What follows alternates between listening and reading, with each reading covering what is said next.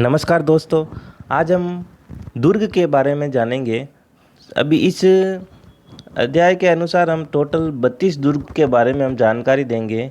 और जो हम आज जो शुरुआत करेंगे, एक चित्तौड़ के दुर्ग के बारे में शुरुआत करेंगे। लेकिन उससे पहले कि अगर आपने हमारा चैनल सब्सक्राइब नहीं किया है तो सब्सक्राइब कर लीजिए, लाइक करिए और इसको शेयर भी करिए ताकि और भी लोगों के पास ये वीडियो पहुंच सके।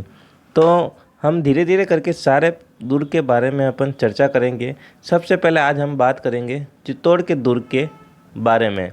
तो शुरुआत करने से पहले आप हैं मेरे साथ, मैं हूं आपके साथ और हम दोनों हैं 2EE क्लासेज के साथ।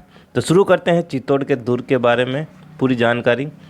तो रानी पद्मिनी, राजमाता कर्मवती, वीर गोरा बादल, जयमर और कल्ला राठौड़ व पत्ता सिसोदिया के अपूर्व पराक्रम और बलिदान का पावन स्थल चित्तौड़ का किला इतिहास में अपना कोई मुकाबला नहीं रखता। इसी कारण यह किला सब में सिरमौर माना जाता है। एक कहावत भी है इसके अनुसार देखा जाए तो किले की, गढ़ तो चित्तौड़गढ़ बाकी सब गढ़ैया। गढ़ तो चित्तौड़गढ़ बाकी सब गढ़ैया। यह किला चित्तौड़गढ़ जंक्शन से लगभग 3-4 किलोमीटर दूर गंभीरी व बेड़च नदियों के संगम स्थल के समीप अरावली पर्वतमाला यानी मेसा पठार पर है। समुद्र तल से इसकी ऊंचाई देखी जाए तो इसमें 1850 फीट है। क्षेत्रफल की दृष्टि से इसकी लंबाई 8 किलोमीटर लंबाई और चौड़ाई है 2 किलोमीटर। दिल्ली से मालवा और गुजरात जाने वाले मार्ग पर अवस्थित होने के कारण प्राचीन और मध्यकाल में इस किले का विशेष सामरिक महत्व था। चित्तौड़ के इस प्राचीन निर्माता के बारे में प्रामाणिक जानकारी का अभाव है। एक जनश्रुति के अनुसार ये किला महाभारत काल में भी विद्यमान था। उपलब्ध साक्ष्यों के आधार पर पता चलता है कि इसका संबंध मौर्य वंशीय शासकों से था, यानी कि परमार शासकों से था। मेवाड़ के इतिहास प्रसिद्ध ग्रंथ वीर विनोद के अनुसार मौर्य राजा चित्रंग ने यह किला बनवाकर अपने नाम पर इसका नाम चित्रकोट रखा था। उसी का अपभ्रंश वर्तमान चित्तौड़ है। और कमेंट में मुझे ये भी आप लिख के बताइएगा कि कभी आप चित्तौड़ के किले पे गए हैं। तो आगे बात करते हैं। इतिहासकार के अनुसार कर्नल जेम्स टॉड के अनुसार यहाँ के मौर्य वंश का अंतिम शासक मान मौर्य था, जिसके द्वारा निर्मित एक तालाब किले के भीतर आज भी विद्यमान है।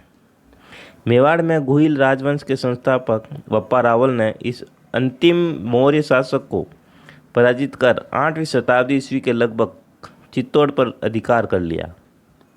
तत्पश्चात मालवा के परमार राजा मूंज ने इसे अपने राज्य अंतर्गत किया था। फिर गुजरात के प्रताप सोलंकी, नरेश सिद्धराज जयसिंह ने चित्तौड़ के इस ऐतिहासिक दुर्ग पर अपनी विजय पताका फहराई। 12वीं शताब्दी ईस्वी के लगभग चित्तौड़ दुर्ग पर पुनः गुहिल राजवंश का आधिपत्य हुआ। चित्तौड़ के किले पर अधिकार करने के लिए जितने युद्ध लड़े गए उससे शायद ही किसी अन्य किले के लिए लड़े गए हों। इस किले पर अधिकांश मेवाड़ के गोइल राजवंश का आधिपत्य रहा, तथापि विभिन्न कालों में यह किला मौर्य, प्रतिहार, परमार, सोलंकी, खिलजी, सोननगरे चौहानों और मुगल शासकों के भी अधीन रहा। अलाउद्दीन खिलजी ने जालोर के कानहरदे सोननगरा के भाई मालदेव सोननगरा को इतिहास में मालदेव मुंचाला के नाम से विख्यात है चित्तौड़ का हाकिम नियुक्त किया। अलाउद्दीन की मृत्यु के बाद गुइल वंशी अमीर ने सोननगरों से चित्तौड़ ले लिया, जो कि मेवाड़ के सशीदो संस्थापक का स्वामी था, बहाइल गुइल वंशी अमीर। और अपने उक्त पर्यटक स्थान के नाम पर भी ही उसके वंशज सिसोदिया कहलाए। हमीर की इस सफलता में बारूजी चारण व उसकी माँ बीरबड़ी देवी की भूमिका महत्वपूर्ण रही। मेवाड़ के यशस्वी शासक राणा कुंभा के शासनकाल 1433 से 1468 ईस्वी में चित्तौड़ अपनी समृद्धि और कीर्ति की पराकाष्ठा पर पहुंचा। कुंभा एक महान निर्माता था अपने राज्य की सुरक्षा के लिए उसने छोटे बड़े 32 किलों का निर्माण व जीर्णोद्धार करवाया। एकलिंग महात्म्य, कीर्ति स्तंभ, प्रशस्ति और कुंभलगढ़ शिलालेख से कुंभा के निर्माण कार्यों की विस्तृत जानकारी मिलती है। कुंभा ने चित्तौड़ के प्राचीन किले का जीर्णोद्धार करवाया तथा उसकी सुदृढ़ प्राचीन उन्नत बुर्जों व विशाल प्रवेश द्वारों का निर्माण करवाया। एक अद्भुत दुर्ग का स्वरूप प्रदान किया। वीर विनोद के अनुसार कुंभा ने चित्तौड़ के किले पर कीर्ति स्तंभ, कुंभ श्याम मंदिर, लक्ष्मीनाथ मंदिर, रामकुंड इत्यादि बनवाए। उसने कुकड़ेश्वर के कुंड का जीर्णोद्धार करवाया और किले का रास्ता जो बड़ा विकट और पहाड़ी था उसमें 4 दरवाजे और परकोटा तैयार करवाया। उसे दुरुस्त करवाया।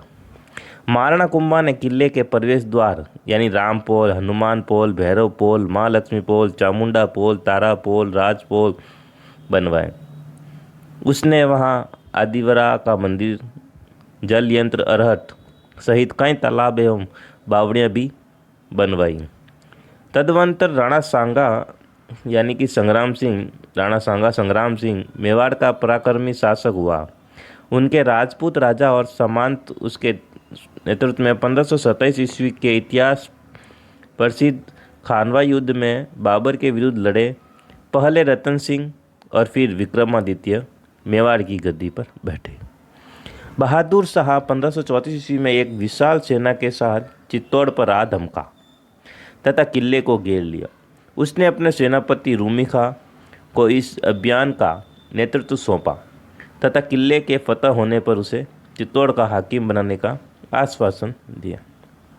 राजमाता हाड़ी कर्मवती और दुर्ग की अन्य सैकड़ों क्षत्रिय वीरांगनाओं ने जौहर की ज्वाला प्रज्वलित कर अपने प्राणों की आहुति दे दी। बहादुर शाह का चित्तौड़ के किले का पर अधिकार हो गया। यह युद्ध इतिहास में चित्तौड़ के दूसरे साके के नाम से प्रसिद्ध है। चित्तौड़ का तीसरा साका 1567 ईस्वी में हुआ जब मुगल बादशाह अकबर ने एक विशाल सेना के साथ चित्तौड़ पर चढ़ाई की। इस समय चित्तौड़ पर राणा उदय सिंह का शासन था। मालवा और गुजरात के मार्ग पर स्थित होने के कारण चित्तौड़ का सामरिक दृष्टि और विशिष्ट महत्व था। इधर राणा उदय सिंह, जयमल राठौड़, पता सिसोदिया तथा अन्य प्रमुख सामंतों पर किले की सुरक्षा का भार छोड़कर अपनी रानियों और परिवार के अन्य सदस्यों सहित निकटवर्ती पहाड़ों में सुरक्षित स्थान पर चला गया। उस समय चित्तौड़ के किले में लगभग 8000 राजपूत योद्धा मुगल सेना का मुकाबला करने के लिए तैयार थे। एक खड़ी पहाड़ी पर बने चित्तौड़ के विशाल दुर्ग की घेराबंदी करने में अकबर को लगभग 1 माह का समय लगा। मोर्चे वालों की आड़ के लिए पेचदार छत्ता व साबत भी बनाए गए। पहाड़ी की तरफ से 2 सुरंगें लगभग किले की तलहटी तक पहुंच गई, जिनमें भारी मात्रा में बारूद भरकर विस्फोट किया गया। एक रात को जब जयमल राठौड़ किले की टूटी हुई दीवार की मरम्मत करवाने के लिए निर्देश देता हुआ किले की प्राचीर के पार इधर उधर घूम रहा था, तब अकबर ने अपनी संग्राम नामक बंदूक से उस पर गोली चलाई और जयमल में पैर में लगी और वह घायल हो गया। अतः अन्य कोई उपाय न देख दुर्ग की राजपूत ललनाओं ने जोर किया और हजारों क्षत्रिय योद्धा केसरिया वस्त्र पहनकर किले में बाहर निकले और शत्रु सेना पर टूट पड़े। अकबर की गोली से घायल जयमल राठौड़ को उसके कुटुंबी कल्ला ने अपने कंधे पर बिठाया लिया तथा दोनों क्षत्रिय वीर तलवार से शत्रु सेना का संहार करते हुए वीरता और पराक्रम की अनूठी मिसाल पेश कर हनुमान पौल, भैरव पौल के मध्य वीर गति को प्राप्त हुए। वीर पत्ता किले के भीतर प्रवेश करती हुई शाही सेना के साथ दुर्धर्ष युद्ध करवाता हुआ रामपौल के भीतर अपने प्रमुख योद्धाओं सहित काम आया। मेवाड़ के प्राय सभी संस्थानों के योद्धा शत्रु से लड़ते हुए काम आए। इस तरह 25 फरवरी 1568 ईस्वी को अकबर का चित्तौड़ के किले पर अधिकार हो गया। आसफ खां पर किले की रक्षा का दायित्व छोड़कर अकबर अजमेर चला गया। तदनंतर जयमल और पत्ता की वीरता पर मुग्ध होकर अकबर ने आगरा के किले के प्रवेश द्वार के बाहर उनकी हाथी पर सवार संगमरमर की प्रतिमाओं स्थापित करवाई, जो औरंगजेब के समय तक वहां विद्यमान थी। वीरता और बलिदान की घटनाओं के लिए प्रसिद्ध चित्तौड़ स्थापत्य की दृष्टि से भी अपने ढंग का एक निराला दुर्ग है। सुदृढ़ और घुमावदार प्राचीर, उन्नत और विशाल बुर्जे, 7 अभेद प्रवेश द्वार, किले पर पहुंचने का टेढ़ा मेढ़ा सर्पिल मार्ग, इन सब विशेषताओं ने इसे एक विकट रूप दुर्ग का रूप प्रदान किया। किले पर जाने का प्रमुख मार्ग पश्चिम की ओर से, जो शहर के भीतर से पुरानी कचहरी के पास से जाता है। इस मार्ग में 7 विशाल प्रवेश द्वार है, जो एक 67 प्राचीर द्वार परस्पर जुड़े हैं। इनमें प्रथम दरवाज़ा पांडनपोल कहलाता है। इसके पास में प्रतापगढ़ के रावत बाघ सिंह का स्मारक बना है, जो चित्तौड़ के दूसरे साके के समय बहादुर शाह की सेना से जूझते हुए वीर गति को प्राप्त हुए थे। किले का दूसरा प्रवेश द्वार भैरवपोल और तीसरा हनुमान पोल कहलाते हैं, जहाँ पर उक्त देवताओं की प्रतिमाएं प्रतिष्ठापित है। इन दोनों ऐतिहासिक दरवाज़ों के मध्य अकबर की सेना को लोहे के चने चबवाने वाले अतुल पराक्रमी जयमल और कल्ला राठौड़ की छतरियाँ बनी हैं, जो 1567 ईस्वी के युद्ध में वीर गति को प्राप्त हुए थे। तत्पश्चात गणेश पोल, जोड़ला पोल और लक्ष्मण पोल दुर्ग के अन्य प्रवेश द्वार आते हैं। 7वां और अंतिम दरवाज़ा राम पोल, जिसके सामने मेवाड़ के आमेट ठिकाने के यशस्वी पूर्वज पता सिसोदिया का स्मारक है, जिसने तीसरे साके के समय आक्रांता से जूझते हुए पूर्णताग्रस्त किए थे। चित्तौड़ के किले के में अनेक पुराने महल जैसे देव मंदिर, कीर्ति स्तंभ, जलाशय, विशाल बावड़ियाँ, शस्त्रागार, अन्न भंडार, गुप्त सुरंगें इत्यादि विद्यमान हैं। इनमें महाराणा कुंभा के द्वारा निर्मित भव्य राजमहल परंपरागत हिंदू स्थापत्य कला के उत्कृष्ट उदाहरण है। भारतीय वास्तुशास्त्र के आदर्शों के अनुसार निर्मित ये यद्यपि बहुत कुछ भग्न और खंडित गए हैं। थोड़ा हम विजय स्तंभ के बारे में जान लेते हैं। महाराणा कुंभा द्वारा निर्मित विजय स्तंभ यानी कि कीर्ति स्तंभ चित्तौड़ के किले का सबसे प्रमुख आकर्षण है, जो अपने शिल्प और स्थापत्य की दृष्टि से अनूठा है। 9 खंडों वाला यह कीर्ति स्तंभ लगभग 120 फीट ऊंचा है। महाराणा कुंभा ने मांडू के सुल्तान महमूद खिलजी पर अपनी विजय के उपलक्ष्य में 1440 इसका निर्माण प्रारंभ करवाया, जिसकी प्रतिष्ठा 1505 में हुई यानी 1448।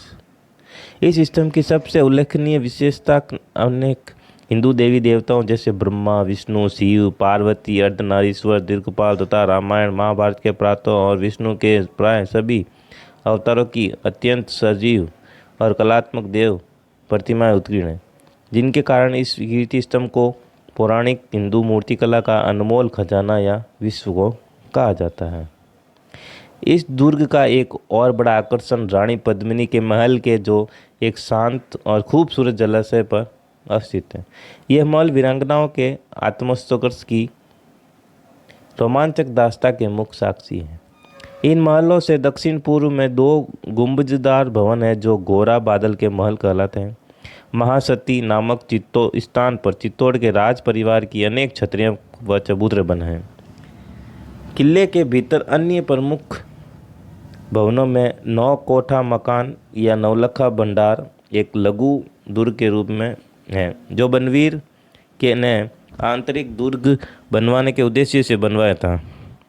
दुर्ग में विद्यमान प्राचीन और भव्य देव मंदिरों में महाराणा कुंभा द्वारा निर्मित विष्णु के वराह अवतार का कुंभ स्वामी या कुंभ श्याम मंदिर, सूरज पोल दरवाजे के निकट स्थित नीलकंठ महादेव का मंदिर, महासती स्थान पर बना समिदेश्वर मंदिर, मीराबाई का मंदिर, तुलजा भवानी का मंदिर, कुकड़ेश्वर महादेव मंदिर आदि प्रमुख हैं। यहाँ के कालिका माता के मंदिर के विषय का इतिहासकार की धारणा के लिए कि मूलतः ये एक प्राचीन सूर्य मंदिर था। 10वीं शताब्दी में विनिर्मित बड़ी पोल नामक दरवाजे से पूर्व में सदबिस देवरी राजमहलों के निकट बना श्रृंगार चौरी जैन मंदिर प्रमुख हैं। किले की प्रमुख प्राचीर के निकट एक 7 मंजिला जैन कीर्ति स्तंभ और भगवान आदिनाथ का स्मारक बताया जाता है, जिसका निर्माण जीजा बघेराव ने 10वीं-11वीं शताब्दी के आसपास करवाया था लगभग। किले के भीतर जलराशि वाले अनेक कुंड और जलाशय हैं, जैसे रत्वेश्वर तालाब, कुंभ सागर तालाब, गौरव सागर, गौमुख झरना, हाथी कुंड, भीमलत तालाब, जालीबाव तल एवं चित्रांग मोरी का तालाब। दुर्ग के अन्य प्रमुख ऐतिहासिक स्थलों में कमंडलपंडे महल के खंडर, तोपखाना, भामाशाह की हवेली, सलूम्बर और रामपुरा की हवेलियाँ, हिंगलू, आहाड़ा के महल इत्यादि प्रमुख हैं। दुर्ग में विद्यमान फतेह प्रकाश महल को संग्रहालय के प्रमुख में विकसित किया गया है, जिसमें अनेक कलात्मक देव प्रतिमाएं, अलंकृत सात स्तंभ एवं तथा प्रमुख सी पुरा सामग्री संग्रहित है। ये था चित्तौड़ का किला।